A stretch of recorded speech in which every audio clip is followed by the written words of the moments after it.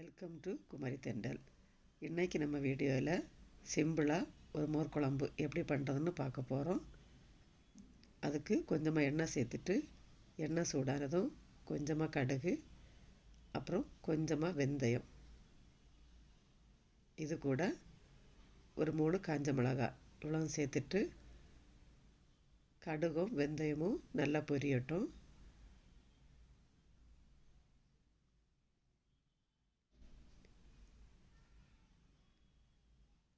கடுகும் வெந்தயமும் பொரிஞ்சதும் கொஞ்சமாக கருவேப்பிலை சேர்த்துட்டு இது கூட ஒரு 5லேருந்து 6 பூண்டை பொடிசாக கட் பண்ணிவிட்டு சேர்த்துக்கலாம். அப்புறமா ஒரு 4லேருந்து 5 பச்சை மிளகாய் அதையும் பொடிசாக கட் பண்ணிவிட்டு சேர்த்துட்டு பூண்டு நல்லா வதங்குறது வரைக்கும் இதை நல்லா நம்ம வதக்கி விட்டுடலாம். பூண்டு செவந்து வரட்டும், அது வரைக்கும் நல்லா வதக்கலாம்.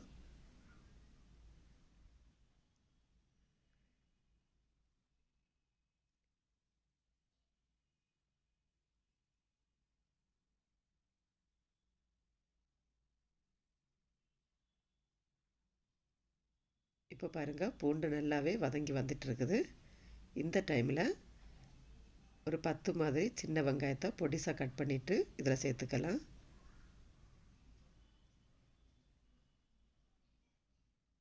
இப்போது இந்த வெங்காயமும் பூண்டும் நல்லா செவந்து வரணும், அது வரைக்கும் இதை நல்லா வதக்கி விட்டுடலாம்.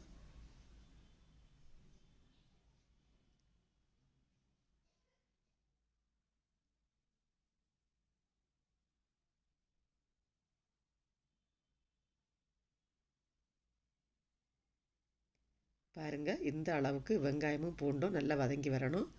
இப்போ இந்த டைமில் 1/4 டீஸ்பூன் மஞ்சள் தூள் சேர்த்துட்டு இதை நல்லா வதக்கி விட்டுடலாம்.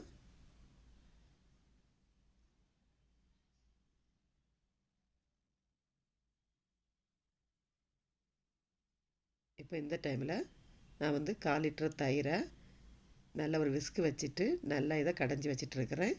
கட்டி இல்லாமல் எடுத்து வச்சுக்கோங்க. இப்போ இந்த தயிரை இது கூட சேர்த்துட்டு எந்த அளவுக்கு கிரேவி வேணுமோ அந்த அளவுக்கு நீங்கள் தண்ணி சேர்த்துக்கோங்க. இப்போ இதில் இதுக்கு தேவையான அளவு உப்பையும் சேர்த்துடலாம். சேர்த்துட்டு நல்லா கலந்து விட்டதுக்கப்புறமா இது 1 நிமிஷத்துக்கு மட்டும் இதை கொதிக்க விட்டுக்கோங்க. ரொம்ப அதிகமாக கொதிக்கக்கூடாது. இப்போது ஸ்டவ் ஆஃப் பண்ணிடலாம். சுவையான மோர் குழம்பு ரெடி ஆகிடுச்சு. நீங்களும் இதே மாதிரி ட்ரை பண்ணி பார்த்து எப்படி இருந்துச்சுன்னு கமெண்டில் சொல்லுங்கள். நன்றி, வணக்கம்.